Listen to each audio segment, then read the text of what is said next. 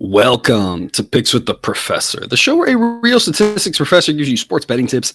I'm your host, Professor Sides, and in this episode of Major League Baseball Picks, I'll outline the prices that make for good bets using the predictive mathematical model I've built, affectionately called Sideline, for games scheduled to be played on Tuesday, July 18th, 2023. In case you're new here, check out the webpage on the banner. It's www.pickswiththeprofessor.com/new for some explanations and community rules. Remember, if you're interested in projections of picks for every single game, sign up on Dub Club. That link's in the show description. Costs under $1 per day. You get money lines, run lines, first fives, totals, all sorts of information provided to you via your email, via the Discord chat. All sorts of goodies over there if you haven't checked it out. Today's a great day to do so with the full slate of games. You got tons of time to research and look through all the info provided. I know some of the people on the Discord talked about it's a lot of info, and so I'm trying to figure out how to parse that info and give, if you want a little bit less, how I can deliver that. If you want a little bit more, right? Hey, today with Tuesday, only 9 games, you got a lot of time to sort through all that and try to figure out exactly how you want to attack these games. Remember that sports are unpredictable, so the discussion on this show projects a typical game. It's not trying to forecast one to a T. It's that'd be a foolish and impossible goal. There are no right sides or wrong sides, or either there are prices or any side should be played. Whether using my model or someone else's, this is the probabilistic thinking that is key to growing your bankroll instead of draining it. There are ups and downs with this sort of thinking that will balance out in the long run. It's just hard to foresee before it happens. In other words, please understand that good and bad variance will occur, so the long run profitability has been proven. Winning every single day is an impossible reality for any gambler. Yesterday was tough. 1-7, I think. And, I feel it as much as you do. It's tough. It doesn't really matter that I don't have a 9 to 5. And so this is my literal job in my career. I feel it just like you do, whether you spend 10 minutes a day or you're like me and you spend probably closer to 10 hours a day on this stuff. It's tough. It's part of the ups and downs. And it's one of those things where, viewer, it's easier to say than do. It's easy for me right now to kind of just say, hey, we're going to focus on the long run. But last night when the Mariners, we had first 5 under 4, gave that out over on TikTok and Instagram as a total of the day. And I mean, that was just like the kick in the nuts after what was just a terrible day already. The Orioles giving that grand slam. Thankfully, we got the over on that one, but costing us that side, and then all those runs, then they couldn't score the rest of the game. That kind of hurt. And then Rangers Rays, just really never got off the ground. We had the Giants as the play of the day, looking solid. Either for the most part had the lead most of the game, and and it gets suspended with 2 runners on and 1 out. And for most of us, that's a refund. Now, depending on your book, you may still have that live. We talked about that on the Discord. Most of your Vegas books, most of your sharper books, your offshores, that's a refund. I played it personally at an offshore, so it's a push for me, and hopefully it carries over for you, because I feel like the Giants are in a good position in that game. But it was just a tough day, and then the Mariners, Sonny Gray's got under 50 pitches through 5 innings, through 4 innings, and the wheels just come off to the bottom of the lineup as well. He can't find his control, walks a runner in. And, 30 pitches probably in that inning, could have gotten out of it with a win, and we end up losing that one. And it's tough. And that's just the way it goes. It's the ups and downs. It's much more fun with the up. Sunday was, a huge up, and I mentioned this with Jake, Friday, Saturday, Sunday were huge up days. It was great overall. And then just kind of gave it all back. And that's the ups and downs. It's what makes this tough to do for a living. You hear it all the time, and I can attest to it as well, that when you're doing this, as you're living as a professional, you're going to have stretches where you give it all back, and, you just got to cherish the hot ones and hold your breath as much as you can on the bad ones. And yesterday sucked. Hopefully we can bounce back today. Mondays, for whatever reason, haven't been good. Don't know why. It doesn't make any sense. 2 years ago, we saw this with Sundays. That at least maybe made a little bit of sense, because, you can argue that Sunday games are inherently different. A lot of times you get guys who get a lot of Sundays off, position players, pitchers at that point, especially if you have a Monday off the next day, a good time to get some of your relievers reset, a good time to use a reliever who hasn't pitched all week, that sort of thing. So you can argue Sundays are a little bit different maybe. So that made sense a couple years ago when we struggled with Sundays. Last year, I think Sundays are profitable. This year, they're like barely under break even, so reasonably good. We're profitable Tuesday, Wednesday, Thursday, Friday, and Saturday on A grade sides, tearing it up on those. And Mondays, just I don't know. I think it's just random variance, and it's tough because the brain wants to try to assign patterns to these things and explanations, and sometimes it's just random. It doesn't make it any more fun. But at least we can identify it, right? We can name it and just say it's just random. And Mondays have been terrible for us. Mondays, and it's sad that it's Mondays because everyone hates Mondays anyway. Mondays already got a bad rap. I think we can bounce back here on this Tuesday. Got a full slate of games to pick from. A lot of fun stuff to talk about today. But before we get to that, some reminders. Please hit that like button. If you're on YouTube, also if you aren't yet, please consider subscribing or following. It's free, and if you turn on notifications, you won't miss any of the MLB, college basketball, college football, or coming this fall, NFL content that this channel provides. You'll see how I scale my picks on the screen and in the Google Sheet with the season results and a lot of good information from the model there. That link's in the show description if you haven't checked it out yet. What you see there is part of the information that I give to our Dub Clubbers every single day. It's just that Dub Club, you get the screenshot in the morning, and then it just pastes into the sheet later in the day. Again, that link's in the show description. But as always, with the scaling with the picks, take what you like, leave the rest. 6:40 p.m. Eastern, Brewers at the Phillies. Weather-wise, we're looking at a pretty warm day with the wind blowing out, so extra runs expected here. Mid-80s to start, around 80 degrees to close, almost 10-mile-an-hour wind. So according to Sideline, the weather boost the expected number of runs by 13%. So it's going to be a little bit tougher for these pitchers to keep the ball in the ballpark. Aaron Nola has struggled notoriously with the home run ball, especially in that ballpark. It's been kind of the only runs he's given up at home. He's been a better pitcher at home, a little bit more than most over his career. All pitchers have that. But Nola's been a really good pitcher at home, but it's like the only runs he allows seems like are home runs. He's been kind of like the Justin Verlander light, right? Verlander a couple years ago, last year, 3 years ago, I can't remember which year it was, gave up like, I don't know, I'm going to script the number, but give up like 50 runs all year, like, 35 or solo home runs or something ridiculous, right? Nola's kind of had that. I think you're going to have that problem today. I do expect Nola to give up some home runs simply because of this weather, and he's already been susceptible to that. Here's the thing, though, is that Nola, I still think, is a very good pitcher. His rating now is at a 79. Again, according to Sideline, 100 is average, lower is better. Once you drop into the 70s, it's pretty good. Your top pitchers, Jacob deGrom aside, are right around 70. Nola's not quite in that category right now, and that 4.39 ERA, that's pretty easy to see. The underlying metrics suggest it should be in the upper threes. He projects to be a little bit better than that based off of combining with historical data, and I mentioned this yesterday, that you should be kind of looking about half in-season results, half preseason projections. About right now should be kind of your general mindset for each player. It's a little bit different because you might say there's a reason why you think one thing or the other, changes that a player's made, new team, new coaches, whatever, right? So you can shift off of that a little bit, but that's your general kind of baseline starting point. But the inline metrics for him are much better than his ERA. Still think he's a really good pitcher. I don't think this Brewers offense is very good at all. Their rating has dropped a ton. They really struggle to score runs against the Reds and Cincinnati. And of course, the Reds really struggle as well. And I don't want to get too much on a tangent here. I've got a little coffee here in New York. Here's Starbucks on the road. This is how much coffee I've drank, and I'm like feeling like hyperactive already. I don't want to get too much of a tangent here, but I do think this is an important discussion, right? The Reds have really been struggling offensively since the All-Star break. I think they really overperformed before the All-Star break. They were on fire. They aren't that good, and the ratings showed that the ratings still showed their offense like right around league average. They're performing really well. Part of that was the ballpark, playing that, in Cincinnati, warm summer days, etc. Part of it is just overperforming. Rookies coming up doing really well, and Ellie De La Cruz, of course, we think is going to be a really good player.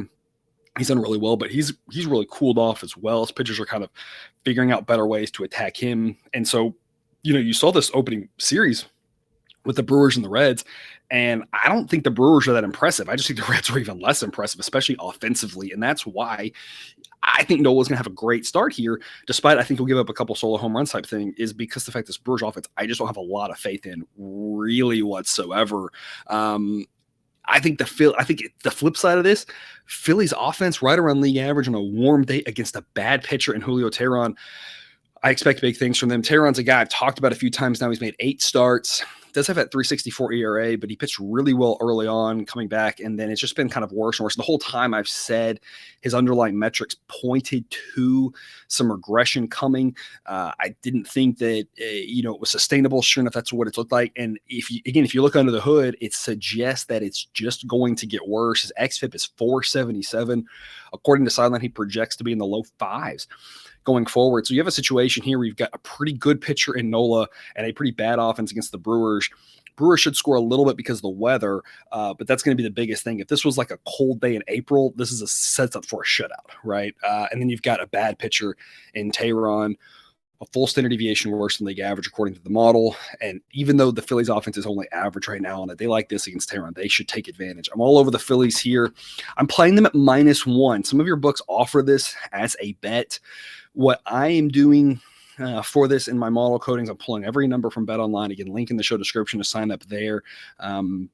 Usually some of the best odds for games, some of the best prices, some of the highest limits. They don't limit you. I've been playing at DraftKings for a month, and they've already limited me on how much I can, bet on a game. You're not going to get that there, right? So BetOnline is a great place. But they don't have the -1, but you can create the -1 by yourself. What you do is you actually just bet to win a certain amount on the money line and bet that amount on the run line. That way, if they win by 1, you win the money line, lose the run line, and you push. And that's what a -1 bet is. If they win by more than 1, you win both. And of course, if they lose, you lose both. You help yourself out on the odds a little bit here. So I don't want to play the -1.5. I don't like playing -1.5s, mainly because it's annoying. As watching it, the heartbreak of what do you do if your team's up 1 late, right? Are you rooting for the tie? Or you rooting, if they can't score? Like, it's just not fun. And part of this is surviving. Part of being a good bettor is bankroll management, right? I think y'all know I preach that a lot. Part of the bankroll management is the sanity of being right. And so for me, this is just kind of how I'm playing it. Historically, if you're playing run lines, if you're playing money lines, you're playing -1s, your ROI is going to be about the same. Now, there are certain games where I'll play one or the other, and I'll kind of mention that, and I've got it coded, and you can see in the sheets that I provide every morning and every day before for our dub clubbers there, you can see the price needed for an A grade, and you can see sometimes the discrepancy is a little bit bigger on one than the other. So on any individual game, there are times where one makes more sense than the other for various reasons, and the price is just a little bit more off. But on the whole, if your strategy is more stick to one or the other, it's going to kind of come out in the wash. So I'm playing this as this -1 that I'm making up at -156. It's an A grade. Whether you play money line a little safer, whether you play run line, that doesn't mean the Phillies win. They might win by 1. I don't know. They might lose, right? They might win huge. I don't have a crystal ball. But in general, your ROI is kind of personal preference. My personal preference, I like this -1 thing because then I don't have to, if they win by 1 late, whatever, we push, we move on to the next one. So I'm playing this at -156. Whether you're playing the money line, A grade price would be -215. If you're playing them run line, A grade price would be -112. And you can get better prices than that by about a dime here as of last night. Again, I locked this in last night. I don't know what the line's done now. I don't know what it's going to do before first pitch, but you're about a dime in the clear on both of those for the Phillies. Bullpens, I haven't talked about them. I think it's a wash. Biggest difference is starting pitching offense, I think, is huge. Phillies at home. I think this is a great value to hop on the Phils. 7:10 p.m. Eastern, Giants at the Reds. We're going to, have the completion of the first game. And then this one, there's an asterisk on this. And we talked about this a little bit on Discord. That's why you should be over there on our Discord, as you can ask me these questions. I can kind of give you my thoughts. You can hear other people's thoughts and kind of make up your own decision as to what you want to do. You can kind of just listen to what I'm saying and just kind of tail that, or you can kind of hear what I'm saying and make up your own decision based off what you hear. If I've convinced you, not, whatever kind of works for you. The asterisk on this game is they're going to finish that, last night's game before it, and that matters. Some relievers, on occasion, you see them, they will pitch in the first game of a doubleheader. They'll come back and pitch the second game. Other guys, they pitch that one game and they're done. If the Giants get up 1 and they use Doval in the 9th, is he going to be able to pitch the second game? I have no idea. If the Reds get up 1 and they use Diaz in the 9th or the 10th or whatever, is he going to be done? I don't know. Unless you're the manager, unless you're talking to these guys, and it may depend on how many pitches they throw. It's a guessing game right now. If you want to wait until close to the first pitch, a little bit more. You still don't really know. Now, you could assume those guys are out. I'm going to assume it doesn't matter. And here's why. It's a tie game. It's a little bit more likely the Giants choose their better relievers here because they're set up for success. Talked about that at the start of the show, right? They'll start the game back up with 1 out and 2 on here in the eighth, the top of the eighth. So it's a little bit more likely that they use their guys. It's possible the Reds come out in the eighth and they throw a guy like Diaz. I don't know what their plans are, but it wouldn't be crazy to say, hey, we got to get these guys out to have a chance in this game, and they just use him right there. So I'm just going to assume it's mostly a wash, that the Reds are going to use better relievers, the Giants will too, and that it's going to kind of come out in the wash. If you want to wait and see, you can. We just don't know what the price is going to do. That's the caveat. That if maybe the price will adjust based off that usage, maybe the price just adjusts between now and first pitch, because you just never know what that's going to do. So that's the issue here. If you remove that, DeSclafani, very average. Rates around average. ERA underlying metrics right around average. Nothing to talk about. He's been around for a while. He's had some ups and downs, but at this point, all that balances out. He's a very average pitcher. Against, as I mentioned, a very average Reds offense, one that's down right now. You never know when they're going to figure that out again. They're not as bad as they've shown these first 4 days since the break, but they probably weren't as good as some of that incredible streak they had in the 3 to 4 weeks or so before the All-Star break either.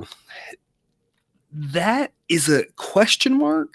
I think it's either a neutral, maybe a lean Giants, because the Reds offense being a little bit colder right now. But even if you call it neutral, the big advantage the Giants are going to have in this game is I am not a fan of Luke Weaver.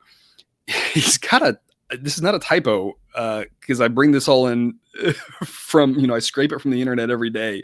7 ERA. Underlying metrics should still be 5. I mean, Luke Weaver's not a very good pitcher. This Giants offense is above average. So, it's a situation where the Giants will have a huge edge offensively. Bullpen-wise, the Giants bullpen is much better than the Reds. I'm on the Giants here at -132. It's a B grade. Remember, the new scaling, the B grades are like the old A- grade. So this is still a strong pick, in my opinion. As long as it's -135 or better, it gets the B grade. -125 or better gets the A grade. Total in this game projects to be 11.8. So we're talking about a warm day, wind blowing a little bit out, a little bit across, but a very hitter-friendly ballpark. I didn't touch the total on this one yesterday, even though the model said to go over. I'm not touching the total on this one now, even though the model says to go over. I'm just nervous about this Reds offense. So model says go over. So when I run and automate and everything, it says play this over, that it's a good value here at over 10.5. Personally, I'm holding off. I don't know if I'm going to do it or not. I'm just waiting. 10.5 is not like it's nice. I guess if you go over, then like 5-5, you get the win, I guess. But 11 is not the most common outcome in the world for baseball games. So I'm not running to the window, I guess is my point. We'll see how it goes later, how I feel. Model says to play it. I think the Giants are the stronger look in this one, though. 8:05 p.m. Eastern, Rays at the Rangers. You're going to come back to one we got last night. Missed the total, got the player prop. So split this game, projecting the roof closed again. Arlington in the summer, what are you going to do? Taj Bradley and Nathan Eovaldi. Eovaldi probably not as good as that 2.83 ERA, but still very good. Reminds me of McClanahan talking about last night. I think it's a similar situation where McClanahan looked a little bit better last night. I think gave up, had that one hiccup inning, but still pretty decent outing against a really good Rangers offense. And kind of like that, it's not that McClanahan is a bad pitcher at all. I still think he's good. I just think he was maybe getting a little bit lucky. Results were a little bit better than the underlying metrics, but still a good pitcher, and good pitchers can overperform on any given night. I think Eovaldi's the same way. I think he's good, maybe not great. Underlying metrics suggest his ERA should be more in the mid-3s. Doesn't mean he can't have a good night, right? He's still a very good pitcher. I think he's more good than great. He's definitely top, 20, top 25 starting pitcher. It's just when you look at the ERA, when you look at how many innings he's thrown, you'd make a case for him to be in the top 5. This year, and I'm just not quite sure he's there. And against a good Rays offense, he's probably more likely to struggle than succeed. But of course, Taj Bradley's going to have the same problem against a really good Rangers offense. Here's the thing with Bradley: 13 starts, 5.43 ERA. I mean, that's not good, but the underlying metrics suggest it should be in the threes. He's been really unlucky. But with a young guy, you know, you never know. Most of the time, if your default position is a guy with underlying metrics that's better. And by underlying metrics, there's a lot of things you can look at. You can look at FIP, you can look at XFIP, you look at hard hit, barrel percentage, ground ball rates, stuff like that. There's a lot of underlying metrics, exit velocities, etc. It's a lot of things you can look at. He has been unlucky so far. 9 times out of 10, that's going to come back, right? It's just that like 1 out of every 10 pitchers is just kind of always going to over or underperform. Is Bradley going to underperform always? I don't think so. That doesn't really make sense. I think he's a really good pitcher still, but A, it hasn't happened yet, and that it hasn't, kind of synced up yet, but B, he's going up against a really good Rangers offense. This is not the type of team you want to be facing, when things aren't going well for you and you're having that bad luck, because this Rangers offense is just so incredibly good. It's because of that I'm going to be on the Rangers here at -130. It's only a C grade according to the value. Remember, the C grades now are the old B grades. The B grades really were just not very good in the first half of the season. That doesn't really mathematically make sense because the edges that were just weaker than these picks performed very like 0%, -1% ROI, which is exactly what they should have been. And the A grade picks did better. So why these just like dipped crazily, I think is just, again, more variance.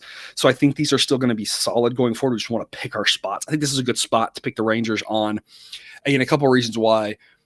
The model loves Bradley, looks at the underlying metrics and says he's still better than I think he probably is. Model is a little bit down on Eovaldi. I don't necessarily think we want to throw that out the window. I think we want to keep in mind that Eovaldi's probably not as good as numbers. Bradley probably better than his numbers. But I do wonder if the model's a little bit carried away. Model says that Eovaldi's an 82, Bradley's a 92. Standard deviation's 15, so that there's less than 1 standard deviation between these two pitchers. I think it might be a little bigger than that, and that's okay, right? I don't have to agree with every little thing the model says. I think the gap's a little bit bigger between these two pitchers. I think we all could agree Eovaldi's a better pitcher, right? Model says the gap's not that big. I think it's a little bigger, right? So if that's the case, and this is a C grade pick, if I'm correct and the gap is a little bigger than the model realizes, and the edge here's a little bit bigger than the model says, right? So hopefully you're following me on that one. Offensively, as good as the Rays offense is, the Rangers offense is a little bit better.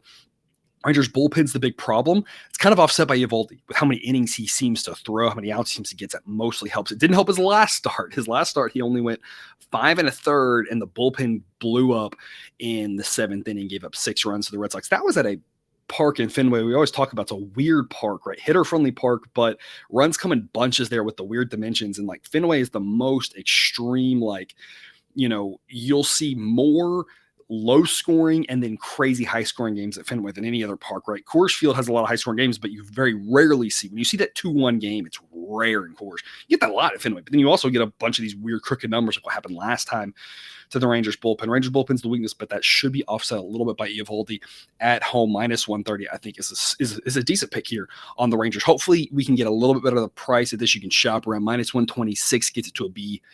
But either way, I still think the Rangers are a decent look here, as long as you're not paying a price into the -140s. I would be a little bit too far at that point. I just pass to the price isn't worth it. But here at -130, I think the Rangers are worth a look. And I talked about it already. Your player prop of the day, Nathan Eovaldi, over 16.5 outs. If we check out over here on Outlier again, you're looking at a situation where he's hit this 78% of the time this year. And just looking through the games, this last time he missed it by 1 out. Again, that was Boston. Hitter-friendly park, talked about that. What is the number one thing that's going to help a guy who's been throwing a ton of – look at all these. Look at, that stretch right there. A ton of innings this year. The number one thing that's going to help him out is a break. All-Star break was huge for him. He hasn't pitched in 12 days in competitive baseball through, I think, an inning in the All-Star game. That's like a bullpen session, right? I'm sure he got it up because of the adrenaline, but that's going to really help reset things for him. I don't know why this over 16.5 outs. I don't know why It's at -110. I feel like this number, based off of all these, should be set at 18.5. I think he can for sure get through 6. I know this Rays offense is really good. I say for sure, that's not the right word to use because that implies too much confidence, right? We view things in probabilities. I think it's very likely he gets through 6. I'd set it at 18.5 and say, they can get through 6. Can he get an out in the 6? I don't know. When you look at this, you say maybe. He's had a lot of these at 18. And 18 is a pretty reasonable outcome here against this really good Rays offense. But I just think it's very likely he gets, through 6. I like this over 16.5 outs. We got the player prop yesterday. Hopefully we can get it again today. And if you're interested in checking out all the neat things that Outlier has, you can check them out. They are an official partner of Picks with the Professor. They integrate seamlessly with your favorite domestic sports book, allows you to shop for best prices. You can see trends, data, all sorts of good stuff, just like I was showing you there. Sign up today at Outlier.bet/professor for a 7-day free trial. So check that out. If you're not playing daily fantasy yet, that's another thing you can do. You can also just bet, of course, the prop markets themselves, right? Especially if you're in a state, you got a lot of prop options. If you're a state that's got like a FanDuel or something like that. But if you are in other states, right, you've got Thrive Fantasy. It's legal in states where you can't play at a place like FanDuel. Check them out if you haven't already. You can get an entire lineup of players into a contest. That's something a little bit different than what the sports books typically have. If you're just playing, at the offshores or something like that, right? Or you can just do a couple props. If you use the promo code SIDES when you sign up, or that sign up link in the show description, you get a 100% instant first deposit match of $250. So you can take advantage of some free money today. And that's all I've got for you here today. Thanks for tuning in to this episode of Picks with the Professor. Don't forget to subscribe so you can ensure all the sports betting content provided on this channel is dropped right into your feed. I'll be back again tomorrow with more sports betting tips. But until then, as always, best of luck. And remember, you can eat your betting money, but please don't bet your eating money.